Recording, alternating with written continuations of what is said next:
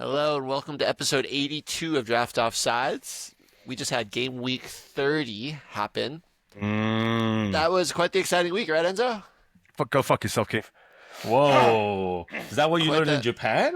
Yeah, Jesus. that wasn't very polite of you. Seeing that you're bringing up a game I didn't put on my recap. What are you Yeah. talking about? I just said quite the exciting week. Yeah, I know you're. Shut up.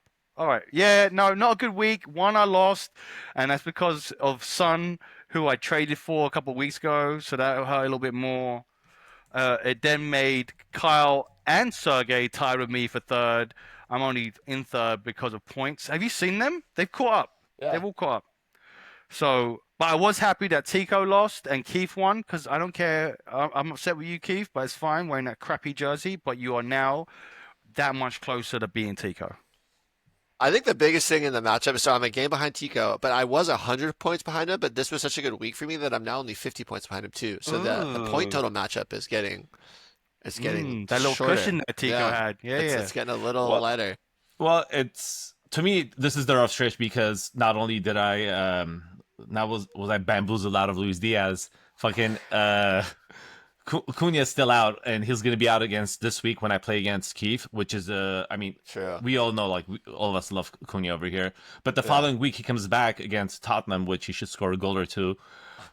So that's the wave I'm riding, but that week is also a week where I'm playing Thomas and Newcastle has two games and he has Isak. Oh, it's all coming together. It's really icky. Yeah, it gets really icky in these last Yeah. weeks. I might just pull my game from Keith. I might just sub a few players No, off. don't do that. Don't do that. I might do it, Keith. I would never say to do that. But yeah, there's some really interesting matter. things and some It interesting sucks. strategies to discuss. So I want to save a little time at the end to talk Chop it about up. some of that stuff. Yeah. But in the meantime, we just want to cover a few really quick key moments from some key games, not every game. First one, Arsenal 2, Fulham 1. Bukayo Saka is back, baby. He's back, man. He's back, looking good. Coming off the bench. Off the bench, scored after 7 minutes. Looked good. Very alarming for Arsenal, though, was Gabriel going down, out rest of the season. Mhm. He should be just dropped from every team. And then, Oh, for the Champions League. Sorry, he's And fucking then- cheering over there. and then Calafiori, he had suffered an injury with Italy. I think he's a drop. I think you just get rid of him. I dropped him. I think You he's did. going to be out for 3 weeks. 3 and weeks, I doubt and then when he comes Yeah. back, who knows? Like it just feels like you're better off just dropping. If in 3 weeks you can reassess, It's a little bit worrying now for Arsenal and it's to be able incredibly to, worrying. Well, one to get clean sheet points and two just who's gonna do the job that both of those two players have been doing for Do you him. remember last year Kiwior came in and looked really good, and this year when he's come in, he hasn't looked good. So Nope. I don't know if that's like the immediate thing when Gabriel goes down is pick up Kiwior, but it's like there might be better options. I don't know. I'm on the fence about that. As like, is that the pickup? You know. I don't know. I'm not sure what you're gonna get now from this Arsenal team because Gabriel and Saliba have been such a good fucking partnership. It's gonna be I completely think the different. Timber thing is more alarming and actually more problematic than almost more problematic than Gabriel. Yeah. they haven't ruled him out though. haven't. It says he's going to be a match day decision, but with Champions League coming around, so they might rest him this weekend. I think the biggest thing that I don't know if we're going to talk about it later on or not is Arsenal this year have struggled to score goals at times, and with the set pieces, Gabriel was their main target. I think there's other targets though. I think it's kind of like in an NFL team, like the X player. You know, it's like the one who's like I think there's like they put Saliba in that spot and they have him make that run, and I think or Yeah. someone else will like Declan Rice or someone else. Oh, will he's do taking that. he's taking the corners. Oh yeah, whoever it is. So he only takes corners from one side, right? Yeah. But From yeah, the- whoever maybe it's Mikel Marino becomes that X player. He's, You know. he's actually done Yeah. really well. Like we had those 2 goals at the beginning, then he had a game, and then he had another 2 goals. Yeah. He's actually been doing it. So Marino's actually, yeah. I knew you guys were making fun of me for spending 30 FAAB on him at the beginning of the year. Yeah, but then you dropped him. Well, because he broke his collarbone in like the Okay. first 5 minutes after he literally got traded to the team and like slipped like while like walking off the plane and broke his collarbone. But look, he didn't get to play a Don't game. miss the context in it though, Keith. You know what I mean? That's all right. We made fun of you because he broke his collarbone, and then you had to drop him straight away. So whoever you spend a lot of fab on, they end up like having serious injuries. Yeah, seriously, I was cursed. Yeah, 'Cause yeah. I spent money on Rodri too. Okay, real quickly though with Arsenal, Martinelli scored 19.5 points. That was the best game I've ever seen him play. Mm-hmm. I literally was like, if I didn't know any better, I'd be like, who is this guy? Like, I I know. need, He played really well. He got. It wasn't just the. It the wasn't just assist this. was. I mean, The that was assist was amazing. But even but before that, yeah, yeah. he was productive down that side, dribble completions. Like he did well. It was But against Timothy Castagna though. Like I don't know how yeah, much more legs that guy has in him. that's exactly what I was about to say. And I don't know if he's going to do it week in, week out. We haven't seen that kind of play like that. That seemed like the Martinelli from 2 years ago. You know Yeah, what I mean? we're 2 years removed from that for It's sure. his highest scoring game in the last 2 years when he didn't score a goal. Really, Interesting. Yeah, that's a good. That's Yeah. a good. that's Good nice. stat. Okay, the last thing about the Arsenal side was when Yeri got 16.5 points. That's really great to see. I think Saka's back. I don't think Winieri is going to be starting games anymore. I think he's like a auxiliary player. I think you might want to still keep him on the bench in case one of those guys goes down or something. But because what if second Martinelli or if Saka re-injures and Winieri is automatically viable again. So Correct. I don't think you're dropping him necessarily. But yeah, I wouldn't get too excited. No, me either. Okay, Still a good player though. Fulham side, Muniz got a goal. That means he's had 3 goals in his last 4 games, and they're all from substitutes. I don't know what you do with that information though. Like, what are you gonna do? Pick him up and like start? You know what I mean? It's just kind of something to note. That's a tough one. Other than that, what do we think about Fulham? Anything stand out? Anthony Robertson got 10.5 points. Yeah, standard. Good for him. Standard, good for him. Iwobi was on the bench for some reason. I don't know the Again. reason why. Again, he only got 3 points, so I'm not getting those Iwobi points ever since Derek brought Cursed that up. him? Yeah, he fucking cursed him. Anthony Robinson's officially back in the highest scoring defender category too. He had a couple good games in a row. Yeah. He had a 4 or 5 game little slump, but he's back. Yeah. Okay, moving on. Next game. Forrest 1, United 0. Anthony Elanga just literally charged down the whole field, bullied like 3 Manchester United players. The craziest one to me was Mazraoui, like the way he wasn't like stepping to him. That was wild. He was just backing up. I was mind-boggling. That was like the easiest goal Elanga will ever score from that position. Yep. Comes back and to home, Man United. man, United could really use a player like Elanga. Mate, I have think. you know what's look? How many of these Man United players that have left are fucking killing it right now? It's so bad. I feel Dude, so. McTominay and Napoli, he's fucking tearing it up right now. Brother, Anthony, they haven't lost a game ever since he's been there. They won the Sevilla derby. Against, yeah, They beat Real Madrid. Yeah. Who else is doing great from United? Alanga, yeah. who just scored there in what, 3rd place? Who else? Daley Blind, I'm sure is doing great. Marcus Rashford. Marcus Rashford. Yes. Dude. Wow. That's great. It's so true. It's sickening, but it's so true. Yes. So Forrest looked good. They did something a little different. I don't think they had. Did Owoni even start this game? I don't think so. He No. did. He did Did start? Okay. Yeah. He started the game. It just Forrest has Forrest has the least possession in the Yeah. out of all the teams. Like they just sit back and that counter attack is just brutal. And but they score first more than almost any team as well. Mm-hmm. They score first and they sit on leads, and it's just so nasty. And look, Sells didn't have too much to do that game, but he made some great. When he had to make a save, he made fucking some great saves. It's so funny because I think this isn't the exact stats, but like Forrest had like 1 shot on target and they scored, and United had all these shots, but they're such like low percentage shots. Mm-hmm. It's kind of like United's the type of team that you want to be the keeper against. Not so much because they can't score, but obviously that, but like also But because they create really bad chances. Yeah. So there's a lot of shots on target, and they're all really bad shots on target. They're right at the keeper. Yeah, exactly. Do we care that Mason Mount's back, or we don't really We care? could not care less. Could not care less. Murillo, 17 points. One of the best defenders. This might be one of the best defensive pairings in the league now. I think so. Milinkovic. I think so. They're definitely up there, and I think again it's gonna be tough for Forrest can get a big payday in the summer, perfectly honest, for a few of these players. I mean, they're gonna get money for being in Champions League. Mm-hmm. They're gonna get more money than they would have for placing 3rd or 4th.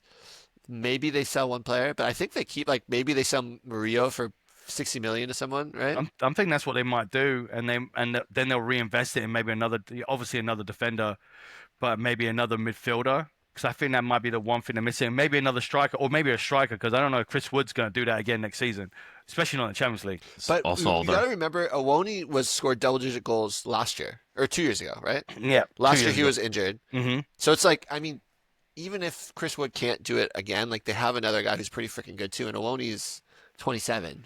But in the Champions League, you notice you need another They're gonna option. need. I mean, they're gonna need some pieces for sure. Yeah. But like the team doesn't need that much. They really don't need that much to be good. The one thing I did see though, and this is interesting, is that like I was listening to some nerds talk about like the XG and like X performance, like X points, like like expected points. They've overperformed their expected points by almost 12 points, which is really interesting. Yeah. That doesn't even seem that much though. I mean, it doesn't, but it is. Yeah. Like, think about where they would be 12 fewer points. And like, of course, like you can't be like, oh, they don't deserve it. Like they obviously do. They won the games and they're there. But like, they have They have 57 points. So if they were at 45, they'd be in like 10th. Oh wow. Okay, yeah. Just interesting. But I'm not saying that like they don't deserve it. I'm just saying that like it's just an interesting thing. They're doing better than what they're expected. Yeah, exactly. Yeah. From the chances. So they're scoring chances like amazingly. Okay, next. And like, is there anything to talk about United? Bruno does well. Bruno did well. Actually, a lot of their players scored well, even though they lost 1-0, because they had so much possession. You know what I mean? And they did create chances, even if they weren't even full chances, half chances. Like, I think Mazraoui still got double figures. Their defenders did well. Yeah. Not just their three defenders, Dorgu, Mazraoui, and Dalo. All of them double digits. Yeah, Mm-hmm. and the lead too, and double Delict, digits. Yeah. So all their whole 4 of the 5, and then that's obviously with conceding a goal. Bruno. With no clean sheet points. Yeah. Bruno. Okay, next game. Brighton 0, Villa 3. This is kind of a shocking, huh? But it didn't really start until the second half. Didn't start till the second half. So really, it 0-0. was like, yeah. Yeah. So in my parlay, on this one, Brighton were favored. I had picked Villa, but Brighton were favored. They were, I think, plus like 180 or 200. They've been kind of hot, but I'm surprised they were favored considering that they had played 120 minutes midweek, or 120 minutes on the weekend in the FA Cup. Yeah. Really tore them up a little bit. Yeah, totally. I mean, I think they held them pretty good in the first half, and it was that second half that crushed them. And Villa had time off. So, who had Rashford benching Watkins in their bingo card? God. You guys both, I've kind of loved this like Watkins thing. You guys have both been able to commiserate and suffer together. Like you just look at each other and just shake your heads. And it's like one of the few things I just have nothing to do with. And it's one of the worst parts about it is I was pretty hot on Watford. Yes, I was the ones I was telling you guys to get him. I didn't get him anywhere. You guys both got him. Is this going to be good? The thing is, he didn't start off that bad, and it just has slowly got worse and worse as the season's gone on.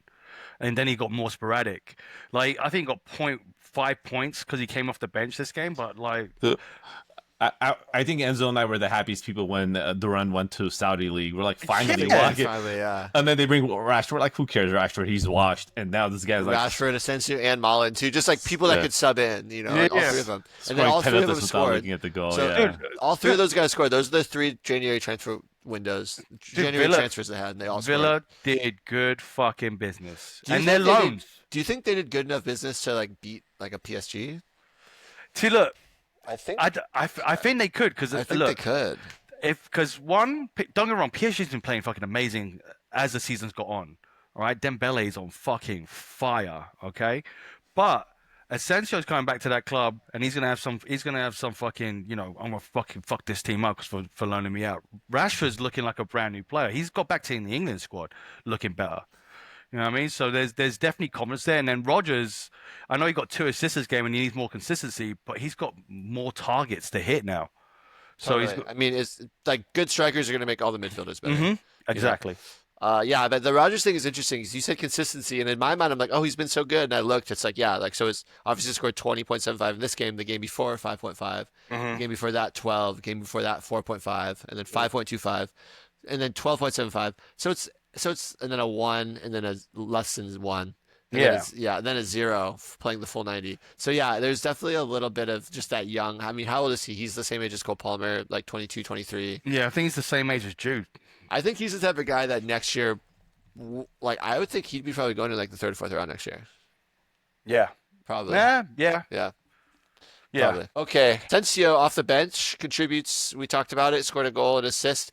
Is he the type of guy? There's so few players like this where if you see him not starting, you still keep him in your lineup on fantrax. Like if you look at, I'm not sure. You look at his minutes in the last 5 games. I think he's only played one full 90 minutes. Everything else has been off the bench. And he scored 2 goals And he against scored Chelsea. Mm-hmm. So but it's kind of like that joke I was making with you with James Madison, where so Tico was down 28 points going into this game today, and all he had was Madison playing, and I was like, your best bet is Madison doesn't start and comes on and can be an impact, because every single time he starts games, he does not score points. And I feel like I don't know if Asensio's like that, but I think like that's what I mean though. Like if Asensio does come on, you have a chance of getting big points. No? So just going through his game logs, the only time he has good points is when he scores a goal or has a goal contribution, because three times he came off the bench. Last game he scored obviously 21.75 points. The time before 1.5 points, and then 6 points. That was his debut. And then he started 2 games. One he played 66 minutes, only 2 points. The other one against Chelsea had 2 goals, 28 points. So very goal dependent. So I think I would just play them probably matchups. Like you don't love it. You like I know Sergey was kind of being like, "Oh, he scored so many goals. He's so good." But yeah, it's just like it puts you in an awkward situation. Like that's one of those ones I'm not that sad that I didn't like get him. You know? Yeah. I think the situation is if like my situation today, if I was down by like 20 points, and if you have someone who's gonna like consistent score like 10 points, or you could like hit a home run with Asensio, you're like, go with it. Swing for the fences type guy. Yeah. I think I'm more upset that I didn't get Rashford, to be honest. And that was the guy I wasn't going for. Right, he was never available. He never got drafted in our league. I know, but I wanted him. Yeah, Wow. that's a funny one. Okay. Anything else here? Brighton players? Duds. Are we concerned? I mean, they looked pretty good in like against Forrest in midweek. Like those attacking players like João Pedro and Matoma are always starting. Adingra? Nah. Not really. Not really. Not super excited about that. Estupiñán, you're probably gonna start. Yeah, I mean, I just feel like they're one of those teams where I'm not like it's just so hard to know who's gonna be the guy that's gonna pop off. They don't have a star player. It's this year a team that plays as a team and don't know who's going to provide that game. Matoma was a higher scorer with 12 points. João Pedro 7.25. Yeah, just not ideal. No. Okay, next game. Newcastle 2, Brentford 1.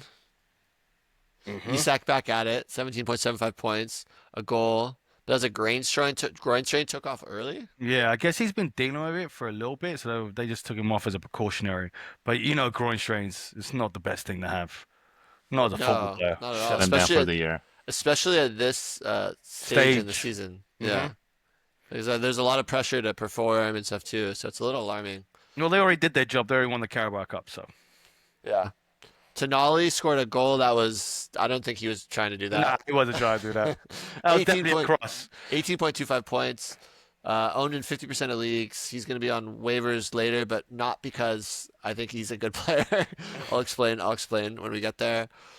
A couple of good games. So I was actually going to look right now. So let's look at Tonali's scores last few games. It's the last 2 games he's had a good game, but then that cup final he had a great game too. So it's technically 3, but 2 that really matter. Yeah, because the last 2 obviously the 18.25, and then he scored in a 11.5. That was all ghost points, so no goals, no assists, which is great. You love to see that. Yeah. For Newcastle, I don't know if you guys saw this Luiz hole. He's pretty much done for the year. He's done. I think that's a drop, easy. I think there's a few other players. Newcastle is one of the teams that has a double game week coming up. So if there are pieces there to pick up that are free in your leagues, you should. I have a few on waivers that we can talk about. Barnes flourishing and Gordon's absent, 16.25 points. It's good. I don't think it's enough to upseat Gordon though, right? Exactly. Look, he's flourishing right now. So if he was on waivers, you could pick him up. Great. Hit it. But Gordon's back next. Gordon's back next game, and it's done. Yeah. And there's some double. Double. He's gonna have some double games too. Yep. Yeah. So. And he's rested. So. Yeah, and he's hungry. He missed the Carabao Cup final too. You fucking idiot. I know. So dumb. So dumb. Idiot. Yeah. Brentford, Buemo got a goal. Just a classic penalty. You know that's 10 straight for him, penalties. Oh, really? Yeah, so he might break Cole Palmer's record. Oh, look at that. I know. Is it Cole Palmer's record? Or I is don't it think tied? it's his record. Yeah. In the Premier League? Yeah, I think he's tied, or he might be. Most consecutive penalties. He beat Don't worry. Yaya Toure. Don't worry, we've got a fact checker here. He's gonna fact check you right now. He's our guy in the chair. No, he's just hey, He's an arsehole. Hey, ChatGPT. Kevin Schade got 14.75 points. Mm-hmm. That's a good one. He finally had a good game. He had a couple of low games. He's also one of the young guys. I kind of put him in the Morgan Rogers category where he's not quite at the point where he has consistency, but he's a guy I think is only going to get better. And I'm kind of excited. I put him in like the Morgan like that type of player that's like one for the future. One for the future for sure. I think Rogers is gonna be a lot better though.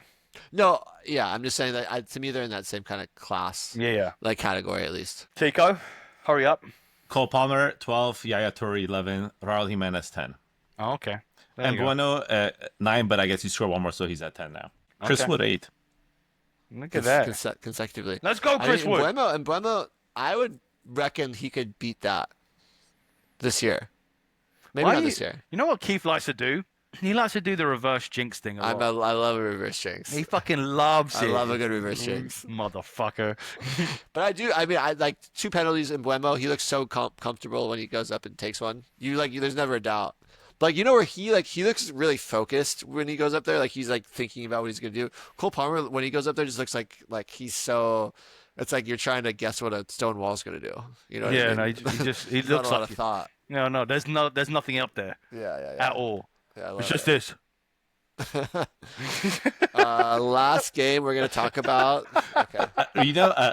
You know when they ask like football players like or athletes like, hey, if you weren't a football player, what would you do? I feel like if you ask that to Cole Palmer, he'll just stand there for like hours trying to figure out what else he's capable of doing. I think. Have you seen it when he's been asked questions like, "What do you mean? What do you mean?" I don't get. Like, You know what, is it though? Out of context, he seems really dumb, but when you watch like the full interviews, he's kind of just being like dry. Like he has a pretty dry humor. No, I think he didn't finish school, mate. Well, he definitely didn't finish school. Most of these guys didn't finish school. But But did Cole Palmer start school? I don't know. But yeah, he would be working at the convenience store probably. Yeah. The Tesco. What's the Sainsbury's, Tesco, yeah. Tesco? Asda. Man, thank God he's a gifted individual. Okay, next game. Bournemouth 1, Ipswich 2. This was a bit of an upset, but Bournemouth's been on a little bit of a bit down. stinker. Yeah, a little. And the Ipswich has looked okay. Like they're the only team that's come up that's actually put up a fight. Like they've lost some games. They like beat Chelsea. They've had some good wins. They've had some good moments. They have good players. Delap looks good. Like Enciso had a decent game. Dude, Delap looks really good. He's got going 9 somewhere. goals. Has he got 9 goals now? Sounds about right. A shit team like this? You know what? Do you know what someone broke what his release clause is if they get relegated? What's his release clause? If Ipswich gets relegated, supposedly the lapse release cost is 40 mil. It's like sign him up. Every team's gonna try and sign him. They probably want to get it. Does Man City have a clause in there too where he can where they can match it? I don't know that. They must have. They must Either have. that, they might have a sell on. They might be getting percentage. Man, 40 mil, that's fucking good. He's a Premier League striker. Yeah, I don't know. I mean maybe not every day starter, but like I could see him going to like a Tottenham and backing up Solanke or something. I don't see him going to Tottenham. I don't see him as a backup. I see him. You don't see him as a backup. You see him playing. I see him sign at a mid-table team that could challenge for Europe. No, like a Palace, like a Crystal Palace, but he won't go there because they've got Mateta and they got Sarr. They won't get him. And then they spend way too much money on way too much money. But maybe a Nottingham Forest. Oh, that would be that's a really good shout. Because what? That would be like you see kind of an understudy for Chris Wood. Mm-hmm. Yeah. Understudy. What? But it's also one of those things where like what's wrong with understudy? Yeah. You filthy mind you. What is that? What is that? No, it's just the fun because usually it's applied for like understudy for like theater, like hey, there's understudy. Yeah. But it's also different, like like when people are on like shitty teams, they don't take them serious. When you go like on a competitive team where they're playing for something, then the opponent's kind of more like honing on the defensive game plan.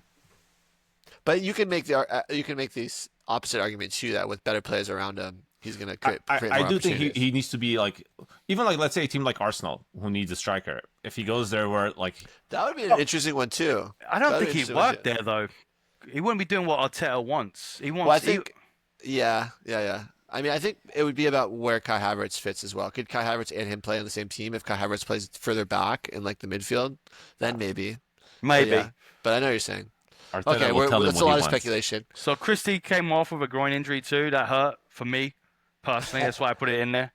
Other things I noticed, Enciso had a very good assist where he kind of dribbled through a lot of players. I really like Enciso. Yeah, you've been talking about him. I know. Did you pick him up?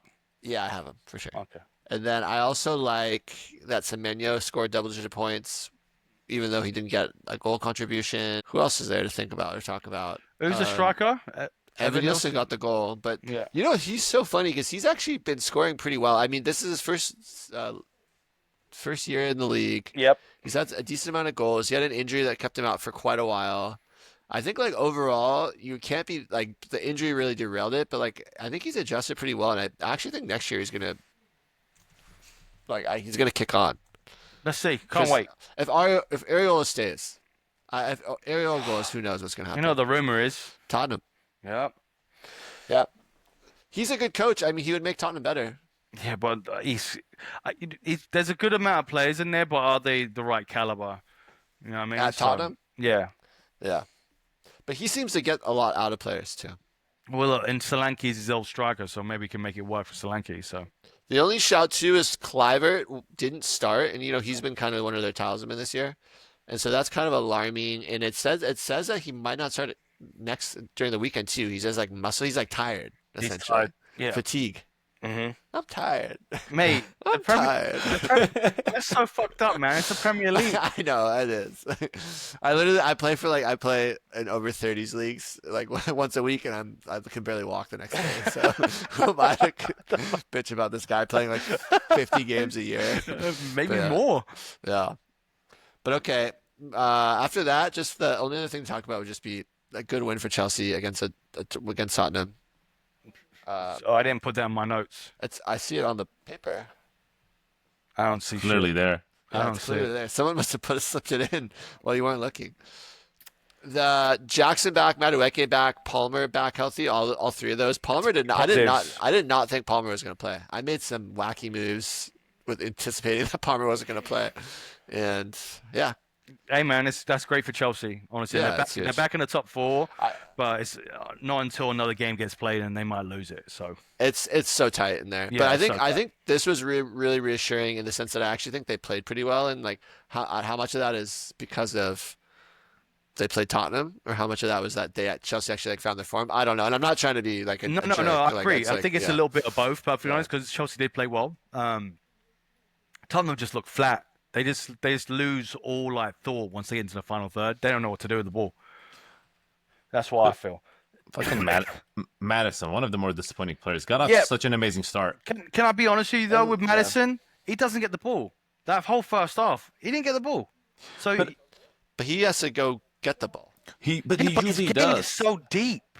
Like you can't do anything. And then when you're getting when you got Son and Odegaard, whoever we got on the wings, just hugging the line and not making a run, that's not what he works for him. He needs to see runs and to get the ball to him. That's what he I needs to think do. that whole team is just waiting for. I mean, let's see what happens against Frankfurt.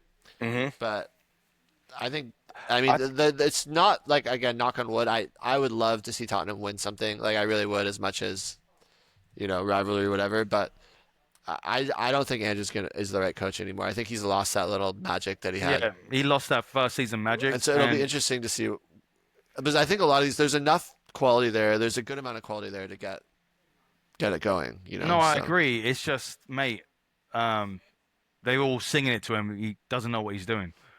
He doesn't. He's too stubborn and won't change his tactics, and it doesn't work for some of those players at all. So, Okay, I think that's enough there. Anything God. else? Any other words? Nothing? nah, fuck that. Okay. Waivers is kind of icky.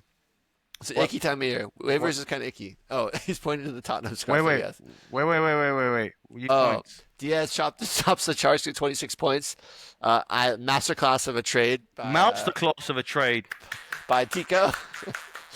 accidentally sending Diaz to me for Christopher and Cuckoo. That's still so wild. I still can't get over it. You know, the thing that I'm realizing now too is now that I've set this precedent, like I'm for sure gonna accidentally do this at one point, and there's nothing I can do about it. All right, let me ask you guys a question. Oh, here we go. No. For the rest of the year, would you rather have Luiz Diaz or Odegaard? Even with Odegaard like having a disappointing year. Luiz Diaz. Luiz Diaz. Okay. Both of you picked Odegaard over Bruno Fernandes. I'm just gonna like earlier in the year. I'm just gonna like put that out there. Yeah, that was a mistake. No, wait. I don't consider that a mistake. That was when Ten Hag was there. And Saka got injured. So that's a big part of Odegaard's game is having Saka there. But he's back. But so that's he's why back. Tico, so Tico's excited. Yeah, he's back. Yeah. Good for you. All right. Okay, but would you rather have No, let's move on. No, it's the fact that you gave him Morgan Rogers and Luis Diaz for Christopher Nkunku in Odegaard, essentially. You know, that's what makes it like. Yeah. Why are you doing this to me? I know you're trying to make it feel okay in your head, but it's not okay. It's not. Luis Diaz is ranked 15 overall in total points. It was. Yeah. I really shouldn't have accepted it. If you were here that day. If you would have stayed up that night, you might have been able to convince me to trade you back. There's a lot of drugs. If you had to take drugs and drank a lot of alcohol and then try to do a thing to piss you off. True. You know? I think that's the other thing, is that it wasn't an honest spiteful. mistake. It was a dishonest mistake. It was a spiteful mistake. It's a spiteful mistake. You know, I thought honesty gets you somewhere, but not over here. Okay, moving on. Waivers is gross. Yeah, it's really nothing really out there, man. So I kind of looked at in the next few weeks there's a couple double game weeks. So that's kind of where I wanted to focus my waiver attention on. And I really honed in on, I think Newcastle is the team you want to own because they play next week, they play Leicester, and the following week is a double game week. So that to me seems like a good, like the next 2 weeks, that seems like the good way to go. So the name I picked up was Timo Livramento, owned in 50% of leagues. You know, he looked really good on that left-hand side. They've looked good on the left-hand side. I think he does enough, like attacking-wise, to potentially get you points, and clean sheet points are there for the Leicester game. And yeah, I think that's the one. Even on the double game week, not to jump too much ahead, is they play United and Crystal Palace. Both of them have clean sheet potential. Totally. Yeah. Totally. And then so I think Timo Livramento is the number one waiver pickup this week. I agree completely because he's actually playing really well for Newcastle. I know he's playing on the left-hand side, but he's going to take now Lewis Hall's out. He's like the first. He's there. Choice. I mean, it's Hall and Trippier. Like they're if Trippier is around, I would maybe lean there just from the set piece potential. Yeah. But I don't think Trippier's around. Yeah. So then next up, I think it's like Sandro Tonali is there. I don't feel great about it. I mean, you just strike while the iron's hot. That's it. Strike while the iron's hot. The Leicester game, the double game week. Mm-hmm. You know, it can be problematic chasing double game weeks. So there's been plenty of times where I've picked a guy that has a double game week and he gets like 3 points and then 4 points or something, and then you're sitting there with 7 points, not feeling great. Yeah. But I think Tonali's like just kind of quite good enough where it might be worth it. And here comes Keith's next pick. Surprise, surprise. Next on the list is Julio and Ciso. Only 47% of leagues. You can't sell him enough, Keith. You've been trying to like. I think he's good. I've liked him since. I mean, he's obviously only on loan at Ipswich, but I think it's more matchup. They play Wolves, and Wolves. I mean, obviously Wolves had a clean sheet against a very lackluster West Ham team. So, but I think in general, like Wolves have conceded a lot of goals. Yeah. So I'm interested in that, and I thought Enciso had a pretty good assist against Bournemouth. So yeah. I think that's a sneaky little spot start if you're really struggling, and I know mid is a tough position. So, and then the last one, I've been banging the drum on this one too. Chris Richards, still only owned in 39% of leagues. It's insane. Amazing. He's been owned in for a long time in our leagues. Yeah, like, he has not been available. Well, you know why? Because they listen. They listen to the podcast. That, and I think we have some Americans in our leagues. And that's true. Yeah. So, but he's been one of the best defenders of the new year. Like straight up, like. Point totals, like he's been unreal, and I mean Crystal Palace has been super good. Yeah, they've been better. Yeah, and then I think the other one too is Kiwior. We kind of talked about it. I'm not like 100% sold that that's your best option. I think I'd rather go Livermento. I think I'd rather go Chris Richards, obviously. Yeah. But if those guys aren't around and you're gonna potentially get a chance to get a piece of the Arsenal defense, like great. It's not gonna be the same defense without without Calafiori, without potentially Timber, without Gabriel. But It's not the most prettiest pick just because of form, but yeah, I hear what you're saying. yeah, Can I add one more on there? No. Roster at 48%, Gundogan. that's a good one. Yeah, I thought about him. Yeah. Yeah. The last few games he games, right? started, 8.75, 16 points. And with Haaland down for the next, 4 or 5 weeks. So I don't know if he'll have more opportunity to move forward or, maybe. Yeah, I mean, I think it'll probably be more like there's more of a chance that he starts. Yeah. Like, I think he's still playing the same position, but I think it just means that maybe like a Marmoush might play in that striker position, or KDB plays a little higher up or something. Would he be their penalty taker? Who would take their penalties now? If KDB's not on, Gundogan probably would. Yeah, Grealish is not going to take it. He started, he got a goal, but it's not going to be Grealish. It's not going to No. be Savi or Doku. no, it's gonna be if KDB's not on the field, it's gonna be Gundogan. Yeah, with the experience, all of that stuff. Yeah. Yeah, totally. It's a really good shout too. I think it's a really good one. Okay, I wanted to talk about end of season management. There's a few things. The first one is the double game week that we talked about. We talked about that with Newcastle. So no double game weeks in week 31, but week 32 it's Newcastle Palace. Mhm. And then week 32, 33 I'm pretty sure it's Arsenal, City, Villa. I don't think it's Palace. Or actually, I think the Arsenal game might be canceled. I'm a little confused at like what it means, but I think 33 is gonna have game weeks. I definitely think it's City Villa, but it's FA Cup with FA Cup and stuff. So it's just like keeping those in mind, and like I have like Adam Wharton on my team, and like he literally got like 1 point, and normally I would be dropping him, but I think I'm gonna hold on to him just for that potentially like double game week in 32. But here's the thing for me for that. It's like the age-old question happens in like basketball fantasy as well, where different amount of games during the week. Do you want to start like 2 players who could potentially give you like 15 to 20 points, or if you could, instead of those 2 players who are average, if you have like a stud that has 1 game that could give you, which way do you go? There's also the risk if the games are like within a few days apart, that they might play one rest. which kind of like screws you over if it's a average player. Unless like a team is fighting for something, like for example Newcastle we mentioned as a double game week coming up, they're fighting for top 4, top 5, right? So they cannot afford to rest players. They need to put on their best roster out So there. I think Anthony Gordon will play both those games. You know what I mean? More likely than not. In my position, like I'm like thinking like that's great for me. Well, Gordon, regardless, even if you get 1 game out of Gordon, he's good enough that he's like, hey, screw it. True. But like I'm talking about, let's say Fabian Schär, for example, he's the defender that from Newcastle that I own. Nothing special. If I could play, someone else on in this place. But you got to think. Wharton's another good example too. Like I what I was was just saying. Yeah. I was going to say, though, centre backs are pretty much like they're shooing to play double games. That's the advantage. And if they can get at least 1 clean sheet and then get another good game, that's semi-good game, you're still winning. Yeah. It's a risk you're taking. You're looking at the upside. You're hoping that, they get 2 clean sheets, or you're hoping that they might nick a goal on a set piece. You know what I mean? Yeah. That's what you're looking for. It's going to be a gamble, but you go for the sure thing or you go for the upside. Yeah, I think you go for the gamble, Tico, because you like to gamble. I think it's just whatever it depends on your situation. What do you need? Yeah, I think you should gamble so you can lose. I think yeah, whatever. That's cool. Gamble or lose.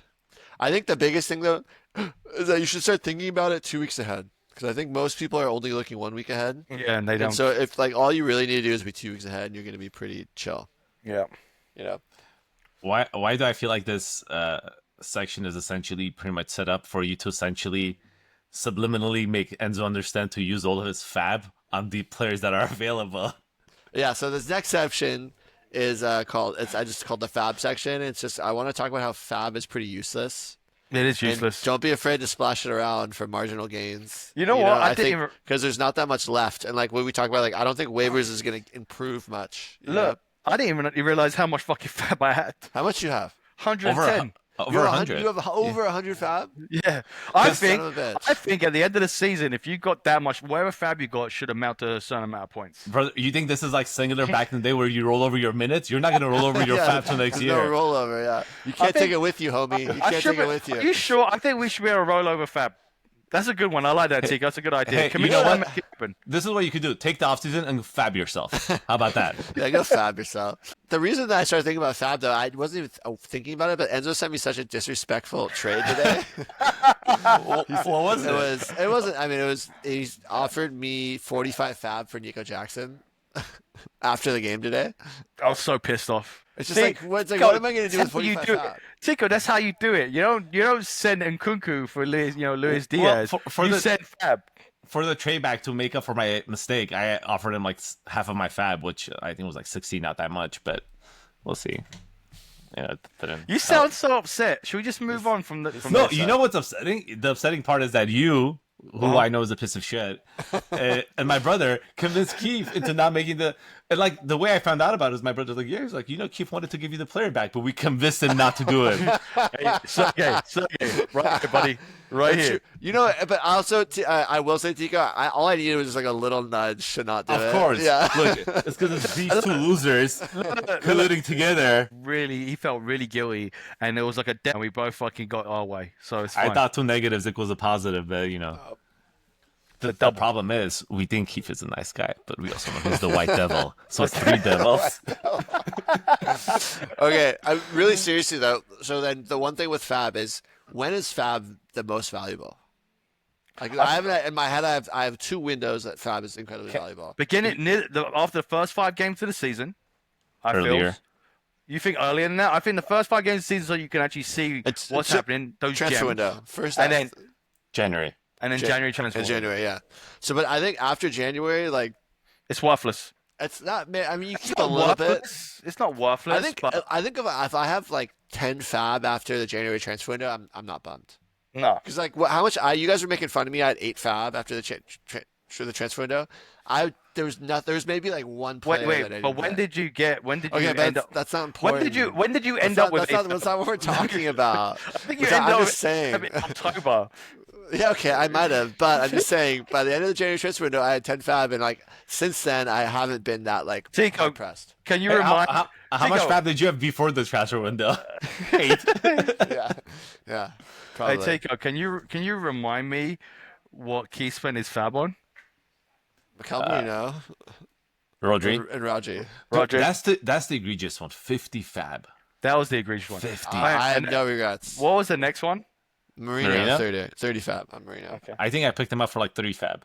Yeah, but his collarbone was intact when you picked him up. Semantics. Okay, So- let's move on. Kind of double back for the double game weeks. I picked up the Crystal Palace goalkeeper because they were playing Southampton. I figured they would get a clean sheet. He didn't. Then and then for the double game week, I was like, I could get two games out of him, a bunch of saves.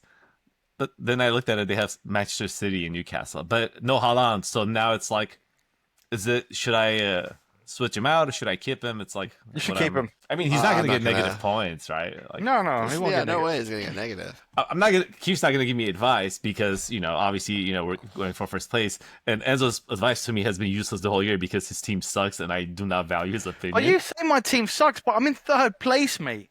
My team doesn't suck. Don't bother me. Fool's gold. Facts are facts. You're tied for 3rd place, At the moment, and if you could in a week, you could be 6th place. Wow, I could. That's true. Wow. Yeah. That is true. that's scary. You go from top 3 to not even in the top half of the league. I'm 2nd in the other league, though. That's fine. Okay, let's move on. Let's move on. That's when you're losing an Okay, argument when you bring up the other league. I want to talk. I want to talk about like roster management going into like the final stretch too. Just strategy wise, like right now, the rest of the season, I'm thinking pretty short term. I'm thinking like 2 weeks ahead. Like I made a trade where I got rid of Anthony Alenga for like nothing just because I needed a midfielder, and I'm like, fuck it, I do not care. I need a win this week. I need to make sure I have a midfielder next week, and it's like. And so I think a lot of that is instead of like in fantasy, we usually think about like talent and long-term value. And like at this point of the season, if it's Short term. short-term form matchups, make trades that are crazy, make people like trade the big name player for someone that has a way better matchups who's in form. You know what I mean? I And think it's the same thing what you were saying about Richards on waivers. Like, take away the name value and pick up a player. So you got, say you had a Stupion who's a bigger name than Richards. Fucking drop him and pick up fucking Richards, or yeah, pick up Bednarak, who's actually starting to play well again for Southampton. You know what I mean? You got yeah. take away the name, go for the form and the matchups. I think that's a really good point, and I think this would be a really great clip, Sergey. Just us talking strategy, just throwing it out there. And then the other thing I want to talk about is injuries. So I think that there's a lot of players that are injured right now, and I think they're sitting on a lot of benches because it's really hard to let go of big name guys. But I think like 85% of those players you can drop. I think at this point it's just not worth like Calafiori's. I think Dwight McNeil's, like players like that have been sitting on benches. Like just get someone that could actually help you. I think maybe the two exceptions are Holland and Trent Alexander-Arnold. I don't think there's a world where you can drop them, right? No, And I that's don't like think so. it's like it might be a net loss for you to not do that, but I think the risk that they do come back is just not worth having, because they're the type of guys that will come back and actually perform right away. But most like human beings will take a little bit of time to get back in form. Thoughts there? No, you're completely right. Like, there's ones that you can't drop, but there's a few that you just let go, let it go, let it Yeah, go. pull an Elsa. There you go. Okay, and then I just want to talk about next week real quick. I know this is a longer episode than we wanted to do, but we love hanging out. We love We do. chatting. So I just wanted to ask you a few questions. Everton Arsenal. Are we starting Everton defenders in that game? Yes, Yes, 100%. You're feeling like totally good about it. 100%. I'm with you. O'Brien, fucking, what's his name?